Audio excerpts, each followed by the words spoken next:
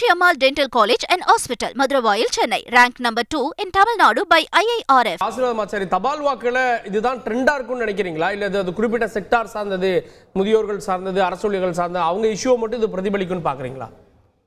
கார்கே வந்து இது அதிகமாக வந்து யூஸ் பண்றது வந்து இவங்க தான், அரசு ஊழியர்கள் தான். நான் வந்து ஒரு அரசு அதிகாரியாக இருந்ததுனால நானும் வந்து ஒரு தடவை எலெக்ஷனுக்கு சமயத்தில் நான் இதே யூஸ் பண்ணியிருந்தேன். இந்த தபால் வாக்கில் வந்து யாரோ ஒருத்தவங்க சொல்றாங்க இந்த new pension scheme, old pension scheme அப்படின்னு. ஆக்சுவலி வந்து இந்த ஓல்டு பென்ஷன் ஸ்கீம் முடிஞ்சு நியூ பென்ஷன் ஸ்கீமை வந்து காங்கிரஸ் கட்சி தான் வந்து ரொம்ப முழுமையா 2004 cut off date 1/1/2004 cut off data வச்சு அவங்க தான் அதை இம்ப்ளிமெண்ட் பண்ணாங்க.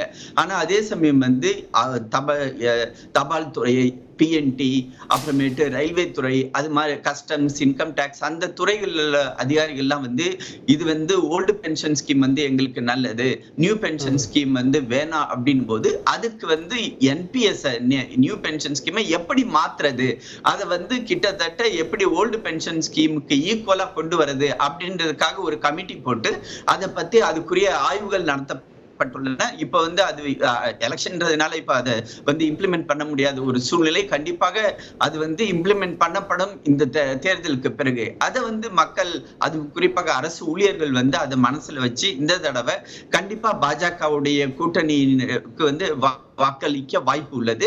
அதே போல வந்து தமிழ்நாட்டை எடுத்துக்கொண்டீர்கள் என்றால் திரு அண்ணாமலை அவர்கள், அவர் வந்து ஒரு போலீஸ் அதிகாரியாக இருந்ததுனால அரசு அதிகாரிகள் எப்பொழுதுமே வந்து இன்னொரு அரசு அதிகாரி வந்து ஒரு களத்துல இருக்கும்போது அவருக்கு வந்து வாய்ப்பளிக்கணும் அப்படின்றத எண்ணமா இருப்பாங்க. அதனால தமிழ்நாட்டிலையும் வந்து இந்த தடவை அரசு ஊழியர்கள் பாஜக கூட்டணியினருக்கு வந்து வாக்களிக்க முழு வாய்ப்பு உள்ளது.